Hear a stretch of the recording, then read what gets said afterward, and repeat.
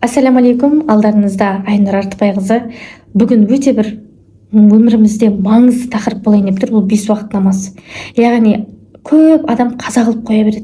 Өзіміздің де басымыздан өткен уақытысында таң намазды мен айлап, 2 айлап қаза қылып жүрген уақыттарым болған Корея елінде жүргенімізде. Қазір альхамдулилля. Енді қараңыздар, 5 уақыт намазы егер сіз қаза қылып қойсаңыз, оның сіз неден айырыласыз? Ең біріншісі, егер сіз таң намазын қаза қылып қойған болсаңыз, жүзіңізден нұр кетеді. Мен жүзінен нұр шашып тұратын адамдарды байқайсыздар ма сіздер? Көресіздер ма? Мен көремін. Сразу білініп тұрады, ол адам Аллахпен қатты жақын, ол адам таң намазын қаза қылмай күніге оқиды, және де ол адам тахаджуд намазын үзбейді ғой. Тахаджуд намазын үзбеген адамның жүзінен әрбір шагынан, іс-әрекетінен, қимылынан нұр шаштырады. Ол адамға прямо жабысып тұрасың.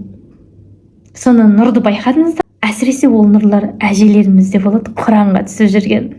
Егер де 5 намазын сіз қаза қылып қойған болсаңыз, онда мына нәрседен айырыласыз. Ең керекті өзіміздің шаңырағымыздағы, отбасымыздағы бақыт, береке кетеді, бірлік кетеді ол үйде.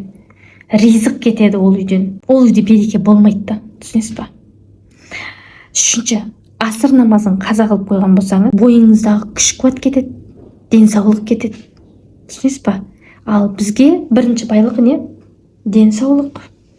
Денсаулығымыз болмаса біз намазды оқи алмаймыз. Маңдайымыз сәждеге тиіп та намаз оқи алмаймыз. Руку қыла алмаймыз, қиям қыла алмаймыз. Маңдайымыз сәждеге тиіп, Алланың бар екенін сезініп, Аллахқа дұға қайтып қыламыз, егер де 12 мүшеміз түгел болмаса. Төртінші, егер ақшам намазын қаза қылып қойған болсаңыз, сіздің өміріңіздегі ең қымбат бала-шағаңыз, ұрпағыңыздың жемісі болмай қалады дейді. Яғни келешек ризығы, берекесі болып қалады, ризығы да болмай қалады деген сөз. Ал егер құптан намазын қаза қылып қойған болсаңыз, ұйқының рахаты болмайды дейді. Қанша ұйықтасың да дем алмайсың. Енді қараңыз, 5 уақыт намазды түсіндіріп айтып өттім. Бірақ біздің өмірімізде намазды қаза қылып қоятын кездер болады. Бірақ ол мысалға намазды 10 жыл бойы, 20 жыл бойы оқып жүрген қыз-келіншектер болса, комментарий жазып кетіңіздер. Басында сіздерде намаз қаза болды. Бірақ кейін бір қалыпқа түсіп, қазір альхамдулилля намазыңыз қаза болмайды, дұрыс па? Демек, намаз оқып жатқан адамда обязательно басында сынақ болады. Неше түрлі сынақ болады. Орамалға қатысты, намазға қатысты, оразаға қатысты, любой Аллаға бір табан жақындадың ба, құлшылық жасадың ба, бұл сынақ болады. Міндетті түрде сынақ болады. Сіз оқи алмайтындай, оқымайтындай сынақтар болады да. Сіз ойлап қаласыз, мен осы намазымды бастаған едім, үйімде береке болмай қалды, бала-шағаммен ұрсып қырылысып кеттім, күйеуіммен ажырасайын деп жатырмын, отбасым қирайын деп жатыр, кредитке батып кеттім, үйім сатылып кетті, үйсіз қалдым, жайсыз қалдым, машинам авария болып қалды. В общем, барлық нәрсені алып келесіз, намазға келіп тұрасыз. Ал намаз деген кім айтты сіздерге жаман деп? Намаз деген ол береке, ол береке, ризық. Міне 5 уақыт намазды оқымасаң неден айырылатыны жазылып тұр. Сондықтан көрдіңіздер ма, Аллах тағала әрбір 5 уақыт намазды бекерден бекер жаратпаған, және де бекерден бекер соны 5 уақытқа қоймаған. Басында намазды Аллах тағала бізге берген кезінде, бұйырған кезінде 50 намаз парыз болған, білесіз ба? Соны 5-ке түскен.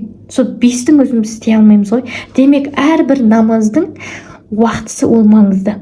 Мысалға, 5 мен таң намазды енді сіз уақытылы оқуыңыз керек. Өзі 1,5 сағат уақыт берілген, таң намаз кіргенмен күн шыққан уақыты.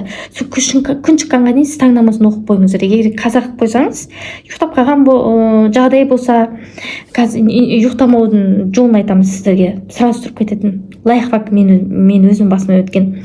Егер де сіз таң намаз ұйықтап қалған болсаңыз, сразу тұрған бойда күн шыққан кезде сразу дәретіңізді аласыз да, бірақ қазасын өтесіз.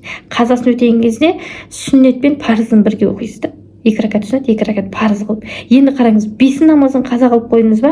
5 намазыменен, қаза емес, 5 намазбен асыр намазының уақыты қанша арасы? Мысалы, 1:30-да 5 намаз кіретін болса, 12:30-да мысалға да, бірдей дейік, 1:30-да 5 намаз кіретін болса, сағат 5-те, мысалға дейік, 4-те десек те асыр намаз бар. Сонда сіз 5 намазını 4-ке дейін оқи аласыз да. 4-ке дейін. Мысалға, ровно 4:00-де асыр намаз кірді сіздің қалаңызда. екінті намаз, сол асыр намазы 4:00-де сіз енді қолыңыз бос болса, үйде болсаңыз, қаяқта болсаңыз да вообще намаз кіре ма, сразу оқып тастауға тырысыңыз. Ал егер сіз мысалы жолда болып қалдыңыз, или бір қонақ күтіп жатсыз үйде, или бір қол босамайтын қарбалас болып кетеді бала шаға, сондай кезде мысалға сіз 4-ге дейін 5-інде оқып қойыңыз керек, сонда қаза болмайды. Сізге уақыт сол үшін ұзақ болып берілген, түсінесіз ба? 5 намазын сіз сағат 4-ге дейін оқып қойыңыз керек. Мысалға сіз 3-тен 40 кеткенде 5 намазды бастадыңыз, 5 намазды оқып болдыңыз, артынша 5 минуттан кейін асыр кірді ма, сіздің намазыңыз қаза болмады. Но постоянно өйтіп жүре беретін болсаңыз, бұл бір күні намаздан айырылып қаласыз. Сол үшін намаз уақыты кірді ма, мен оны қазір осының бәрін түсіндіргеннен кейін түсіндіріп айтамын, намазды қалай қаза қылмау керек. Енді қараңыз, түсіндіре алдым ба? Асыр намазы мен ақшам намазының арасы өте аз, ода да сізде уақыт берілген.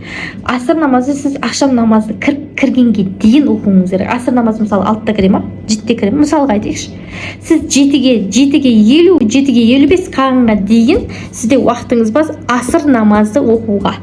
Егер де сіз соған дейін үлгерсеңіз, значит сізде асыр қаза болмайды. Ал егер де сіз мысалы 7-те ақшам намаз кіре ма, мысалға айтып жатырмын, 7-те ақшам намаз кіре ма, 7-тен 5 кеткенде сіз асырды оқи алмайсыз, 7-тен 1 кеткенде сіз асырды оқи алмайсыз. Өйткені ол кезде уже қаза болып кетеді. Асыр қаза болып кетті ма, бойындағы күш қуат кетті деген сөз. Түсінесіз ба? Сондықтан осыны прям дәптерге жазып алыңыз. Мен сіздерге айтқанды стоп қойып алыңыздар, жазып алыңыздар да. Одан кейін соған қарап әрекет жасаңыздар. Мен намаз, Алла Тағала әрбір намазда берекет беріп қойды. Мен намазды қаза қылсам, мынадан айырылып қалам. Мына намазды қаза қылсам, мынадан айырылып қалам. Қаза деген намаз ол қайтып келмейді. Никогда қайтып келмейді.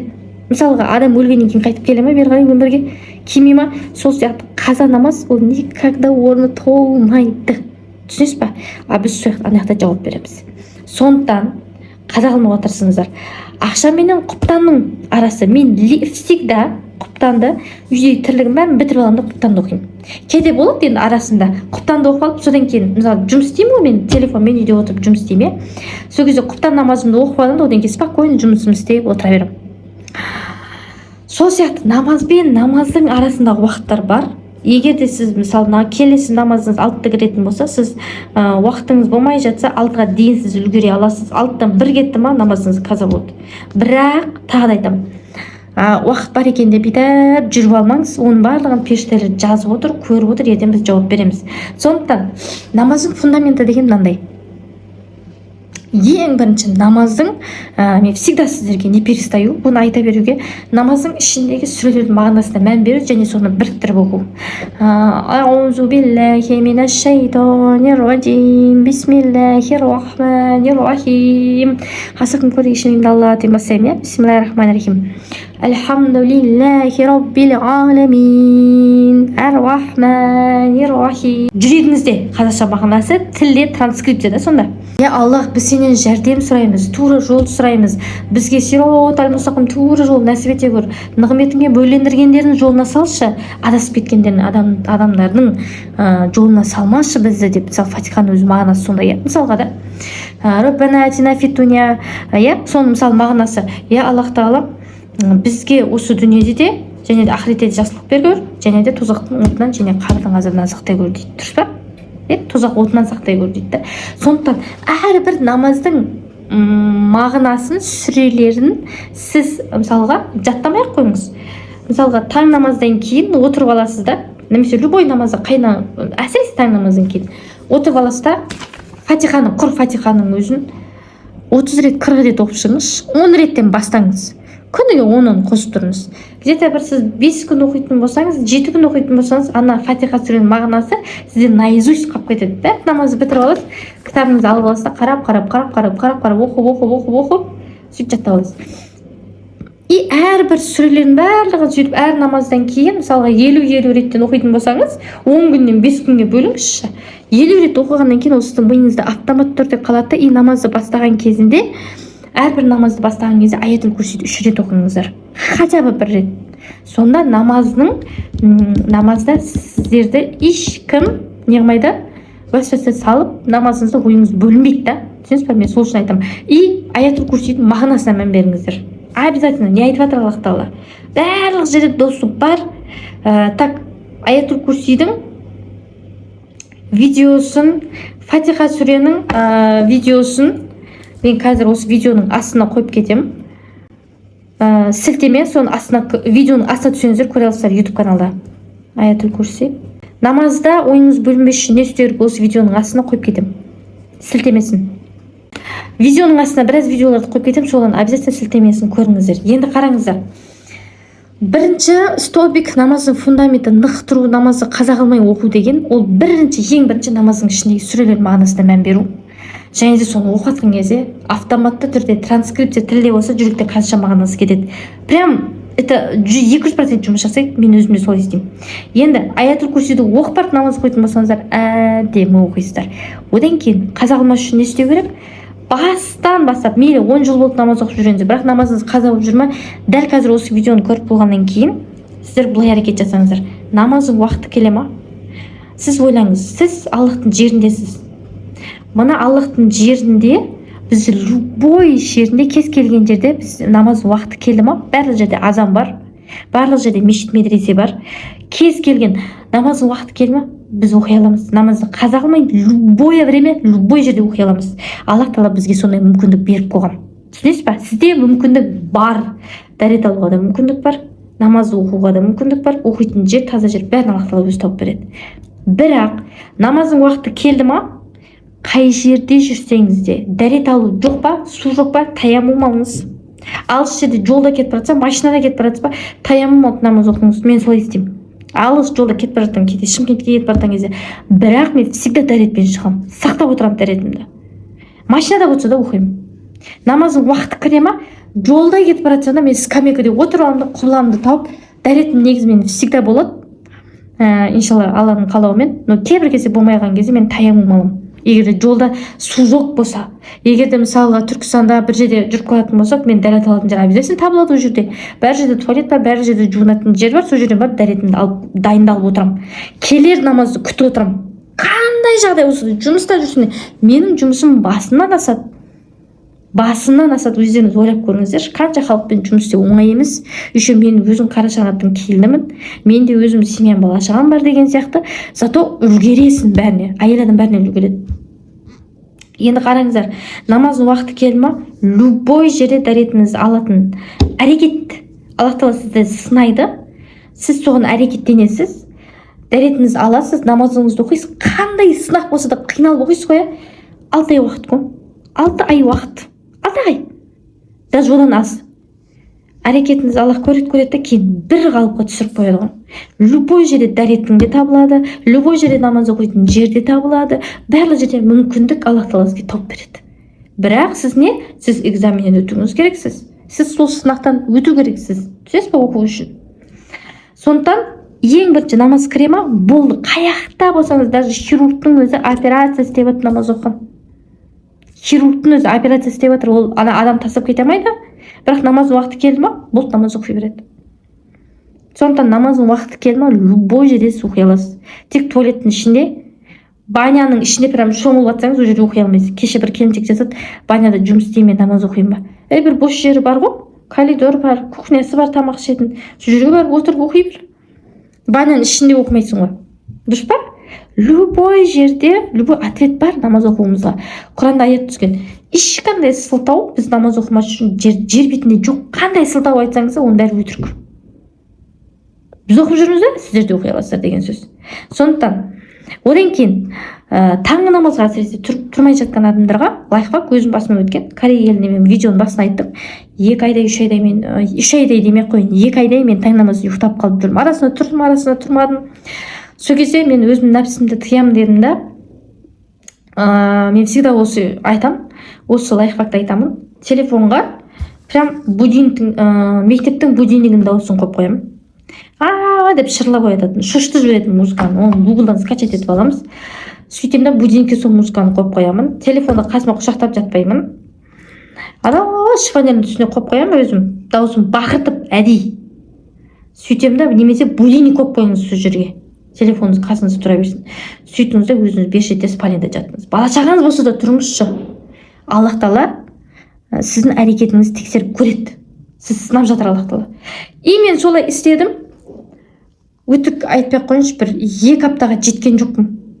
2 апта бойы, 2 аптаға жеткен, 1,5 апта мен шырласа оянып кете беретін, шырласа ғана оянып кете беретін болдым да. Ал уже 1,5 аптадан кейін мен автоматты түрде соны күтіп жататын болдым. Ана шырлап кетсе, бүкіл бәрі оянып кетеді, айқайлайды, ашуланады, күйеуім де ашуланады, ұрсады. Мен тұрғаннан кейін күйеуім барып тұрғызамын ғой. Содан кейін ана күйеуім ашуланып кетпесін деп, мен барып, ана күтіп жатамын ғой, барып өшірейін деп жатқан кезде звонок тыр деп басылып кеткен кезде өшіремін ғой. Представляете? Уже Аллах тағала сізді оятып қояды.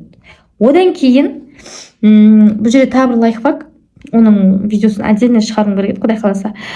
Түнде жатар кезде оңға қарайсыз, дәрет аласыз, аятул курсиді 3 рет оқисыз, содан кейін Кәусар сүресін 3 рет оқисыз. Мағынасын 3 рет оқыңыз. Транскрипция 3, мағына 3, транскрипция 3, мағына 3 оқисыз қазақша мағынасын.